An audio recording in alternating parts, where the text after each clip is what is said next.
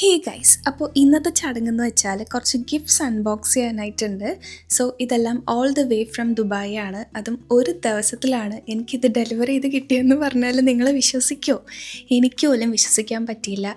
കിട്ടിയ സമയത്ത് ശരിക്കും ഞാൻ വല്ലാണ്ടങ്ങ് ഷോക്കായിപ്പോയി. അപ്പോൾ ഒരു ക്യാമറ വെച്ചിട്ടുണ്ടായിരുന്നെങ്കിൽ ശരിക്കുള്ള റിയാക്ഷൻ കാണാൻ പറ്റുമായിരുന്നു. അപ്പോൾ ആദ്യം തന്നെ കുറച്ച് ചോക്ലേറ്റ്സ് ഒക്കെ ഉണ്ടായിരുന്നു. അപ്പോൾ ഇതിൻ്റെ അകത്ത് തന്നെയാണ് നമ്മുടെ മെയിൻ താരവും ഉള്ളത്. കാണാൻ പറ്റുന്നുണ്ടോ? ഇതുപോലത്തെ ഐറ്റംസിനോടൊന്നും യാതൊരു ക്രേസും ഇല്ലാത്ത ഒരാളായിരുന്നു ഞാൻ. അപ്പോൾ ഒരു ദിവസം ഇങ്ങനെ ഓഫീസിലിരുന്ന് കണ്ടിന്യൂസ് ആയിട്ട് ഞാനിങ്ങനെ പാട്ട് കേട്ടുകൊണ്ടിരിക്കുകയായിരുന്നു. അത് എയർപോർട്ട്സ് 2 ആയിരുന്നേ, കിരൺ ചേട്ടൻ്റെ ആയിരുന്നു. അന്ന് എനിക്ക് ഈ സംഭവം ഭയങ്കരമായിട്ട് ഇഷ്ടപ്പെട്ടു. ഭയങ്കര കംഫർട്ടായിരുന്നു.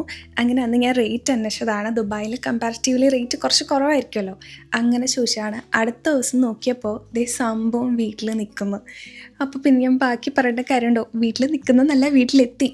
അപ്പോൾ അതിൻ്റെ കൂടെ നെക്സ്റ്റ് ഒരു പെർഫ്യൂം ഉണ്ടായിരുന്നു. ഇതും നല്ല മണമായിരുന്നേ.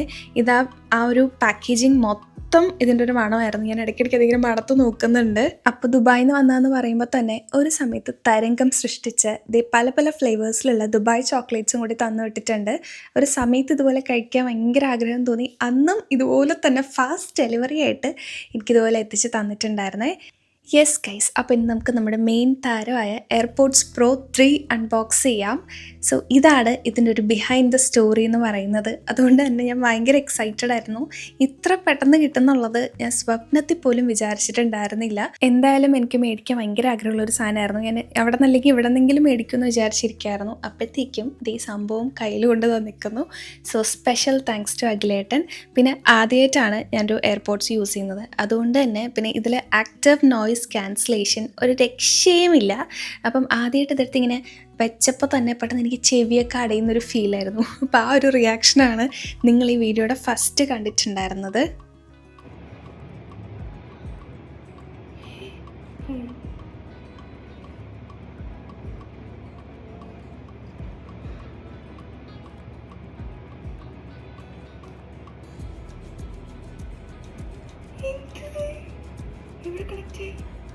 അപ്പോൾ ഇത്രേ ഉള്ളൂ ഗൈസ്. ഇതായിരുന്നു എന്നെ ഞെട്ടിപ്പിച്ച ആ ഒരു അൺബോക്സിംഗ് എന്ന് പറയുന്നത്.